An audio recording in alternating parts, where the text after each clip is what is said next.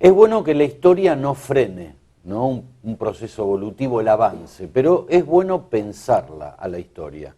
¿Y cómo no vamos a pensar en el peronismo, ¿no? Que es uno, diríamos, es uno de los dos temas por los cuales nos estudian a nosotros, a la República Argentina, como sociedad.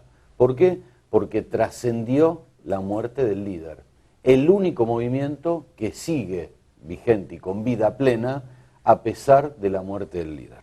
Roberto Baschetti, gracias por haber venido. Por favor, el agradecido soy yo y aquí estoy para contestar todas las preguntas que creas necesarias. Bueno, tu libro justamente se detiene en esto, ¿no? Y en un momento, Roberto, muy particular. Por eso digo, la historia hay que pensarla, ¿no? Mucho se cree que comienza la violencia en nuestro país con el asesinato de Aramburu. Sostenés que no. ¿Por qué? Sí, lógico, porque precisamente el libro de alguna manera en su título ya explicita el contenido, se llama La violencia oligárquica antiperonista y cubre un segmento de tiempo que va desde 1951 a 1964. ¿Por qué 1951? Porque siendo Perón presidente y a punto de ser reelecto al año siguiente, nuevamente presidente con el 62% de los votos, jóvenes oficiales del arma de caballería, que en ese momento era la élite del ejército y sus apellidos así lo ameritaban, Lanusse, Alzogaray, Delía, etcétera, etcétera, piensan matar a Perón, aprovechando que Perón tiene que ir a un acto interno en Campo de Mayo. ¿Y qué ocurre? Que no cuentan, tenían todas las de ganar, porque obviamente era el factor sorpresa y estaban todos armados, pero con lo que no cuentan es que el grueso de los suboficiales, otro origen social, digamos, que eran peronistas, también estaban advertidos de ese posible atentado y lo abortan. Entonces, a partir de 1951 y hasta 1964, que es donde corto la explicación del libro, que es el regreso fallido de Perón a la Argentina, en diciembre de ese año, en una especie de contubernio acuerdo entre el gobierno radical, la dictadura de Brasil, donde lo paran a Perón y lo vuelven a España a su exilio, y también con el visto bueno de Estados Unidos. Bueno, obviamente el hecho de no permitir que Perón vuelva a integrarse a la política argentina genera también un rasgo de violencia muy fuerte, a punto tal que a partir de ahí son los planes de lucha de la CGT y hay 2 millones de trabajadores movilizados en la calle tratando de que haya democracia, que el peronismo no esté proscripto, etcétera, etcétera. Entonces, como te digo, entre ese periodo de tiempo va a haber de todo. 51, como te digo, digamos el atentado fallido de estos militares antiperonistas. El intento. 2 años más tarde, en el 53, bombas en Plaza de Mayo, cuando Perón vuelve de entrevistarse con el presidente de Chile, el general Ibáñez, porque vos sabés, había una especie de macro y a su vez pre-Mercosur, por decirlo de alguna manera, que era el pacto ABC, A de Argentina, B de Brasil, C de Chile, donde se generaban políticas económicas propias, un intento. Perón vuelve y reúne a sus partidarios en Plaza de Mayo para explicar los avances que habían ocurrido en ese encuentro y sectores civiles de lo que va a ser después la Revolución Libertadora ponen bombas en Plaza de Mayo con 5 muertos y el caos que genera obviamente bombas en el medio de una plaza cubierta. Eso es el 53. 2 años más tarde, 55, tenemos los bombardeos a Plaza de Mayo e inmediatamente, 3 meses más tarde, en septiembre del mismo año, el golpe sangriento que digamos, lo hace aplicar a Perón y irse al exilio. 1 año más tarde, en 1956, los fusilamientos de civiles y militares peronistas. 1958, hay que recordar que estaba Frondizi en el gobierno, con los votos peronistas, porque el peronismo estaba proscrito, pero le había dado los votos para poder acceder a la primera magistratura.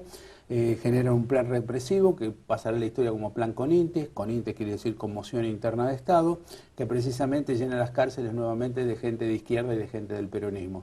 Bueno, y así sucesivamente hasta esta fecha tope que yo te digo, el 64.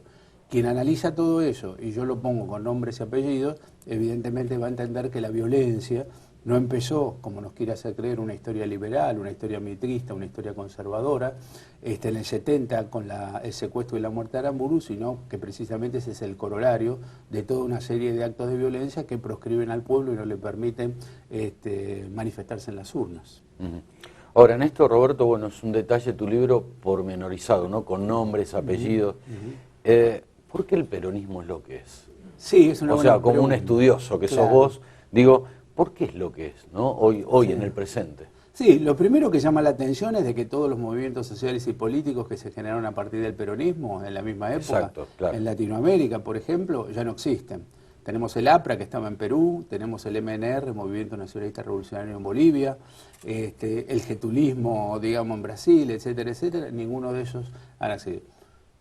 Contestaciones puede haber muchas. Yo creo que el secreto está en las tres banderas históricas del peronismo, que tienen la misma vigencia que tuvieron en el 45 y que tienen ahora.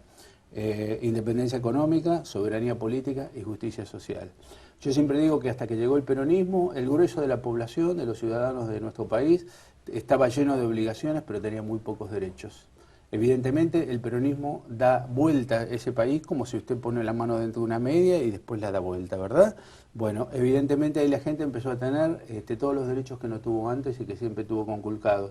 Y eso, digamos, en el mito y en la realidad del pueblo no se olvida y se va transmitiendo de generaciones. Obviamente después están las nuevas camadas de dirigentes peronistas de mantener eso vivo, pero esa primera acción del peronismo dando justicia social no se va a olvidar nunca y hasta el día de hoy no hubo nada que lo haya superado. No, por supuesto. Y dentro de esto, Roberto, también cómo juega esto que es izquierda, derecha, centro, porque bueno, sí, es un abanico, convengamos, bondadoso, sí, ¿no? Sí, lo que compone hoy al peronismo. ¿Eso le juega en el proceso que marca el tiempo a favor o en contra? Bueno, por el desdibujamiento, disculpa, ¿no? No, digo, claro, ¿no? Está claro.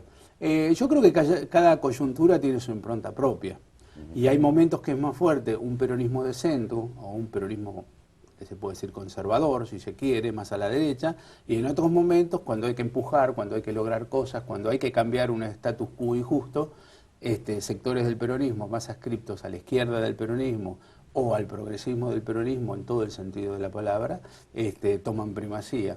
Yo creo que esa es fue, digamos, lo que Perón logró llevar a su máximo exponente, es decir, unificar en una misma doctrina sectores que venían, o sectores políticos o sociales, que venían de diferentes orígenes. Hay que recordar que en el origen del peronismo había tanto gente del Partido Socialista como gente del radicalismo como conservadores, y sin embargo él logró unificarlos a todos bajo lo que primero se llamó Partido Laborista, claro, y luego se llamó Partido Peronista. Claro, digo esto porque vos te referís justamente que al peronismo se le adjudica lo bueno y lo malo, todo, o sea, todo, ¿no? Entonces digo, bueno, ¿dónde estamos parados? Exactamente, ¿no? Exactamente. ¿Y está bien que le adjudiquen lo bueno y lo malo?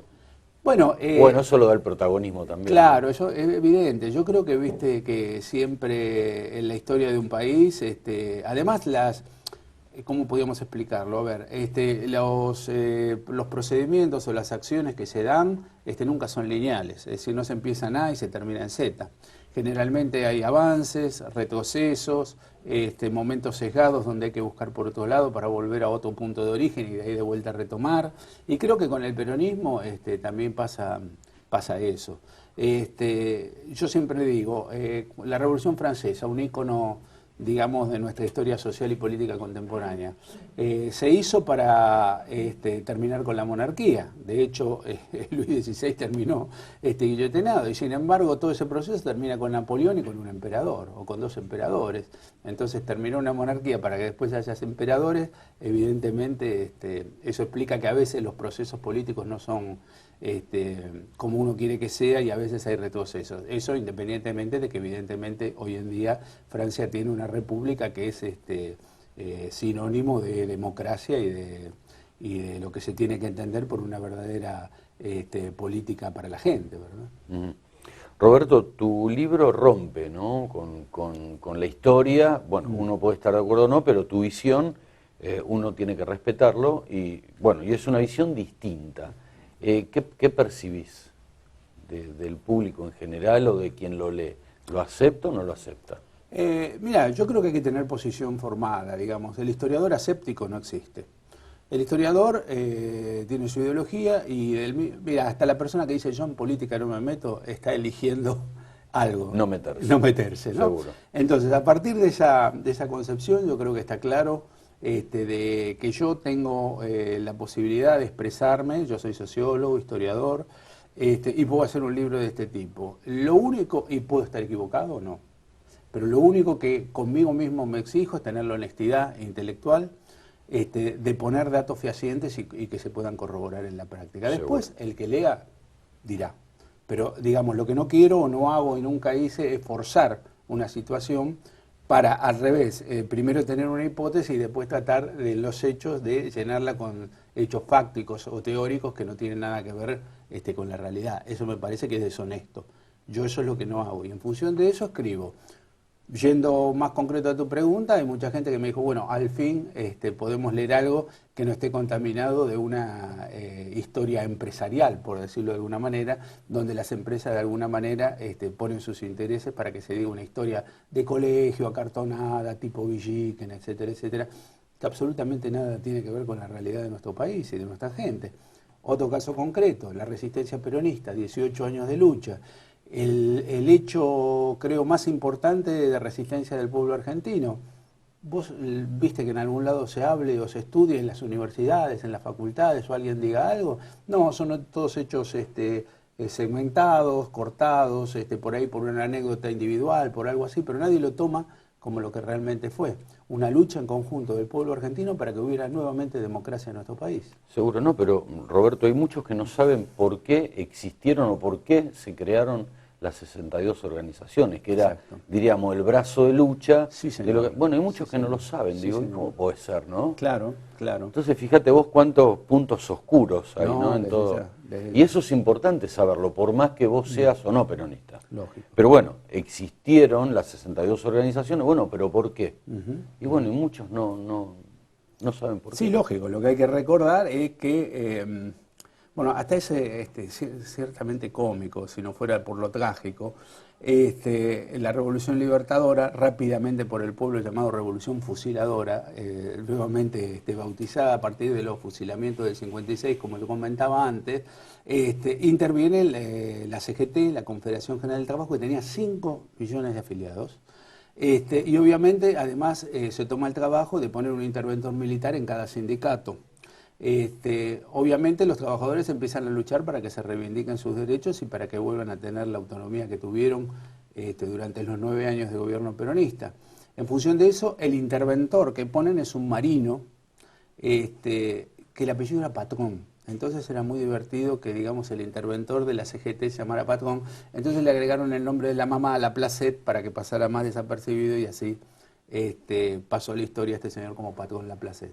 Pero bueno, esa lucha, digamos, de los trabajadores, que evidentemente cada día veían conculcados más sus derechos, originó una lucha que lleva a un congreso en el cual precisamente 62 gremios, entre su gran mayoría peronistas y algunos del Partido Comunista, generan esa organización propia separado de los 32 que eran los gremios independientes o neutros entre comillas o favorables a la Revolución Libertadora. Y a partir de ahí se crea la famosa 62 organizaciones peronistas que se mantienen a lo largo del tiempo hasta el día de hoy, obviamente con altibajos y obviamente ahora no tiene la preeminencia que tenía en esa época, pero que en ese momento fue muy importante para recuperar los sindicatos para el peronismo. Seguro. Bien, pensamos un rato, por un rato, un momento importante de nuestra historia, ¿no? Que marcó durante muchísimos años y seguramente va a seguir marcando. Así que quiero agradecerte nuevamente, Roberto. Te agradezco muchísimo, gracias. Pausa.